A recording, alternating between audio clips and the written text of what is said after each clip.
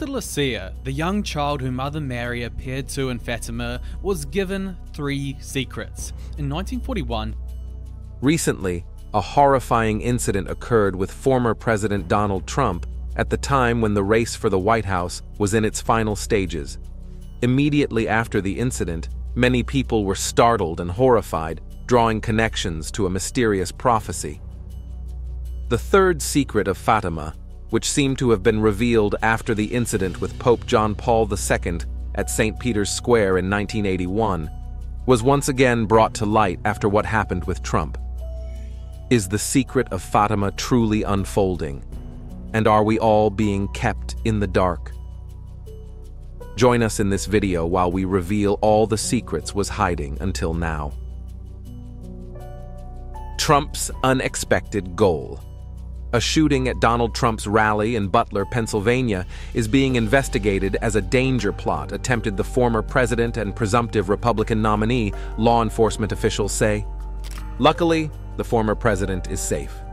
The former president was showing off a chart of border crossing numbers during his last rally before the Republican National Convention opened when bangs started ringing through the crowd. Trump could be seen reaching with his right hand toward his neck. There appeared to be blood on his face. He quickly ducked behind the riser as agents from his protective detail rushed the stage, and screams were heard in the crowd of several thousand people. The bangs continued as agents tended to him on stage. The crowd cheered as Trump got back up and pumped his fist. Speaking of this strong action, the former president told that he wanted his audience to know he was all right, and that America goes on, we go forward, that we are strong. After a terrible thing happened, Donald Trump writes on his Truth Social site that he knew immediately that something was wrong in that I heard a whizzing sound, shots, and immediately felt the bullet ripping through the skin. Much bleeding took place, so I realized then what was happening. God bless America. After the unfortunate incident involving Trump, the American public completely stood by him. Trump's eldest son, Donald Trump Jr., posted a photo on X of Trump, his fist raised and his face bloody in front of an American flag, with the words, "He'll never stop fighting to save America." The shooting is being investigated as an attempted assassination of the former president and presumptive Republican nominee, law enforcement officials say. The shooter was not an attendee at the rally and was killed by U.S. Secret Service agents, the official said. In a brief news conference, President Joe Biden condemned the shooting, saying, "There's no place in America for this type of violence." Biden said he was relieved that Trump is reportedly doing well. He pledged to update the public with additional details about the investigation. While everyone was extremely confused about this unexpected attack, people suddenly recalled a prophecy that once shocked the entire world. Might you remember the event happened in 1981? During the 3rd apparition on July 13, 1917, Mary showed the children 2 visions. The first was a vision of hell. This is what is sometimes referred to as the first secret. Following that vision, Mary told the children about the devotion to her Immaculate Heart. This is referred to as the second secret, or the second part of the secret. This message was followed by the second vision, which was the only part of the message which was kept secret. It was revealed to Pope Paul VI in 1960. The oldest visionary, Lucia, explained that she kept it secret until then because she believed that it would be more clearly understood after that date. The main image of that vision was that the children saw a man dressed in white, which appeared to be a pope, being shot. Pope John Paul II did not read this secret part of the message until after his assassination attempt in 1981. As we all know, the 3rd secret was a vision of the persecution of Christians and, in particular, the attack on a bishop dressed in white. The prophecy is interpreted as a vision of the assassination attempt on Pope John Paul II in St. Peter's Square in 1981, which took place on the feast day of Fatima, 13th of May. Pope John Paul himself believed the Virgin Mary had saved his life on that day and sent the bullet to Fatima to be placed in the crown of the image of Our Lady of Fatima, where it fitted perfectly. And placing this story in the context of what happened with Trump, what do you see? Trump is someone who does not hesitate to show his love and devotion to God. After the ordeal, he boldly declared, "God bless America."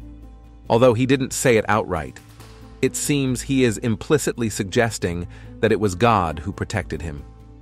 Since the early 1960s, it is said that a part of the text of the famous Third Secret of Fatima has been openly passed about in various sectors of the church. It was reported that the Pope supposedly permitted the leaders of Russia and the United States to see the document around the time of the Cuban Missile Crisis in 1962. Others claim that a priest who was on the commission to beatify the two younger visionaries of Fatima revealed the contents. German and French newspapers reported on the supposedly revealed message as well. It has passed through so many hands by now that it is, of course, impossible to authenticate completely, so people need to evaluate its veracity for themselves. But, since nothing in the document goes against church teaching, and because so much of it speaks with astonishing accuracy to exactly what's happening in the world today, it should be taken seriously. The Secret is not only about Pope John Paul II. Recall that in Fatima, the Blessed Mother gave 3 secrets. The first was the vision of hell, and the second was the prophecy on the end of the First World War, and the coming of another to be preceded by a sign in the sky which came in 1938 in a strange occurrence of the Northern Lights seen in various parts of the world before World War II erupted. The first 2 secrets were already revealed years ago, but the third one was kept secret until the year 2000, as Pope John Paul II directed the Holy See's Secretary of State to make it public. The Vatican announced that the third secret spoke of a bishop in white who was shot by a group of soldiers who fired bullets and arrows at him. John Paul II had the impression that the bishop in white referred to him as he was indeed shot but survived assassination at St. Peter's Square in 1981. John Paul II, who survived the attempt on his life in 1981, believed it was Our Lady of Fatima who saved his life by diverting the bullet that day. John Paul traveled here 3 times as Pope.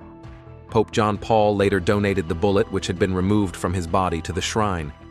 It is now lodged in the bejeweled crown of the statue of the Virgin Mary of Fatima, housed in the Capillinha, the chapel built on the site where she is said to have appeared to the children in the center of the large sanctuary complex. Prominent Catholic leaders who allegedly saw the original letter written by Sister Lucia on the Third Secret insisted that not all the contents of the Third Secret were revealed. Thus, over the years since 2000, speculations mushroomed on what was lacking in the released Third Secret. If the 1981 assassination attempt against John Paul II is the fulfillment of the Third Secret, then we have a real problem with something Sister Lucia wrote a year later in 1982. Because on May 12, 1982, a year after the attempt on the Pope's life, Sister Lucy wrote to the Pope, "If we have not yet seen the complete fulfillment of the final part of the prophecy of Third Secret, we are going towards it little by little with great strides. If we do not reject the path of sin, hatred, revenge, it is people themselves who are preparing their own punishment." So we see that 1 year after the assassination attempt, Sister Lucia made it clear that the prophecy of the secret has not yet been completely fulfilled, that the world is moving in great strides towards an even greater punishment because of sin, and she herself draws no connection in her letter between the assassination attempt a year earlier. There are 2 manuscripts, but only one released. In 1957, just before the envelope containing the Third Secret was transferred from Portugal to the Vatican, Auxiliary Bishop Venancio of Portugal momentarily held the secret in his hand. He took the opportunity to hold the sealed envelope up to the light. Bishop Venancio saw that this envelope contained a smaller envelope, and inside that smaller envelope was a small folded piece of paper with handwriting on it. Bishop Venancio could see then that the Third Secret was approximately 20 to 25 handwritten lines on one small margined piece of paper. By contrast, what was released by the Vatican on June 26th was 4 sheets of paper, 64 lines. There are 2 texts, but 1 description and 1 explanation. Here's how Father Nicholas Gruner explains it. He points out that whenever Our Lady of Fatima gave a vision to the children, she always supplied an explanation. On July 13, 1917, Our Lady of Fatima gave the children the vision of hell. And even though this vision seemed self-explanatory, Our Lady also supplied the explanation.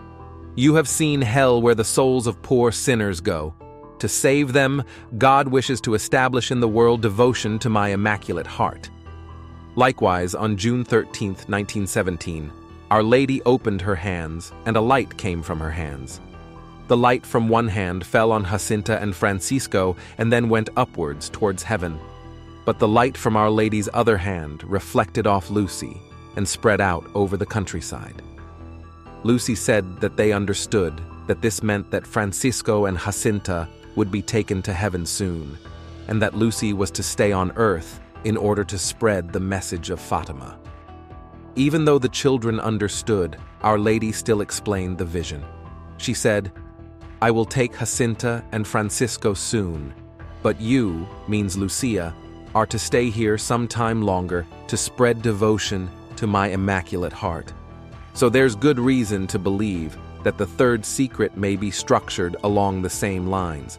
The 64-line text that was released on June 26 was the vision, but we still have not been given the explanation, which may be contained in the 23-line text, which may in fact refer to the crisis of faith of our time, especially if the half-ruined city mentioned in the vision represents the city of God, the Catholic Church. Here's what Pope John Paul II said in 1980 during a visit to Fulda, Germany, when asked about the 3rd secret. He replied, If there is a message in which it is said that the oceans will flood entire sections of the earth, that from one moment to the other, millions of people will perish. There is no longer any point in really wanting to publish this secret message. Many want to know merely out of curiosity or because of their taste for sensationalism, but they forget that to know implies for them a responsibility. It is dangerous to want to satisfy one's curiosity only if one is convinced that we can do nothing against a catastrophe that has been predicted. Loss of faith.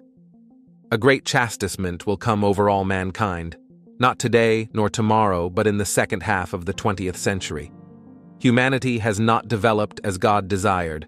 Mankind has been sacrilegious and has trampled underfoot the wondrous blessing of God. No longer does order reign anywhere. Even in the highest places, Satan reigns and directs the course of things. Satan will even succeed in infiltrating into the highest positions in the church. Satan will succeed in sowing confusion in the minds of scientists, who invent weapons to be mass-produced. If mankind will not oppose these evils, I will be obliged to let the arm of my Son drop in vengeance. If the chief rulers of the world and of the church will not actively oppose these evils, I will ask God, my Father, to bring his justice to bear on mankind. Then, God will punish mankind even more severely and heavily than he did at the time of the great deluge. The great and powerful will perish the same as the lowly and meek. But a time of more severe trials is also coming for the church.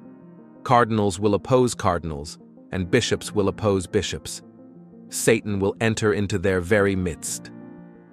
In Rome also will occur great changes. What is rotten falls, and what falls must not be retained. The church will be obscured, and all the world will be thrown into great confusion. The great war will come in the second half of the 20th century. Fire and smoke will drop from heaven, and the waters of the ocean will turn to steam, throwing their foam to the very sky. Whatever is standing will be overturned. From one hour to another, millions and millions of people will die. Those then surviving will envy the dead. Distress, misery, and desolation will be found the world over. The time is ever drawing nearer, and the abyss is ever deepening, and there will be no escape. The good will die with the wicked, the great with the lowly, the princes of the church with their faithful, the rulers of nations with their people. Death will reign everywhere, raised to triumph by erring men, the helpers of Satan, who will be then the masters of the earth. Later, however, when those have survived will be still on the earth, God will once more be invoked, when the world had not yet been corrupted. I call upon all true followers of my Son, all true Christians and the apostles of these latter days. Woe and greater woe if conversion does not occur, and if everything remains as it is, and especially if everything worsens. Father Alonso, as the archivist, had access to the documents and had the opportunity to personally interact with Sister Lucia herself. Before his passing, Father Alonso left us with some important considerations in the period preceding the triumph of the Immaculate Heart. Of Mary, terrible events will occur. These events constitute the content of the third part of the secret. According to Father Alonso, they are not wars, cataclysms, or political upheavals. The terrible things would happen within the Catholic Church itself. Father Alonso said, "In Portugal, the dogma of the faith will always be preserved. The phrase most clearly implies a critical state of faith, which other nations will suffer, that is to say, a crisis of faith, whereas Portugal will preserve its faith. In the period preceding the great triumph of the Immaculate Heart of Mary, terrible things are to happen. These form the content of the third part of the secret. What are they? If in Portugal the dogma of the faith will always be preserved, it can be clearly deduced from this that in other parts of the Church these dogmas are going to become obscure or even lost altogether. Thus, it is quite possible that in this intermediate period which is in question, after 1960 and before the triumph of the Immaculate Heart of Mary, the text makes concrete references to the crisis of the faith of the Church and to the negligence of the pastors themselves. One conclusion does indeed seem to be beyond question. The content of the unpublished part of the secret does not refer to new wars or political upheavals, but to happenings of a religious and intra-church character, which of their nature are still more grave. Knowledgeable church authorities have confirmed Father Alonso's conclusions about the third secret, that it concerns an unprecedented loss of faith, an apostasy from which Portugal will be preserved. In 1984, the Bishop of Fatima said, "The loss of faith of a continent is worse than the annihilation of a nation, and it is true that faith is continuously diminishing in Europe." In his 1984 interview with Vittorio Messori, Cardinal Ratzinger confirmed this conclusion when he said that the final part of the secret speaks of dangers threatening the faith and life of Christians, and therefore the world. Finally, we know that the fulfillment of the prophecy of the third secret began to be realized in 1960, because when Sister Lucy was asked why the third secret was to be revealed no later than 1960, she responded, "Because it will be clearer then." Since 1960, we have seen the prophecy of the third secret unfold before our eyes, and it is clear that since that time, the world has been progressively suffering from a terrible loss of faith. In his 1976 book, The Secret of Fatima, Fact and Legend, Father Alonso added to his hypothesis that the third secret concerns the crisis of faith within the Church, the belief that it also speaks of the negligence of the pastors, especially within the upper hierarchy. It is therefore completely probable, he said, that the text of the third secret makes concrete references to the crisis of faith within the Church and to the negligence of the pastors themselves.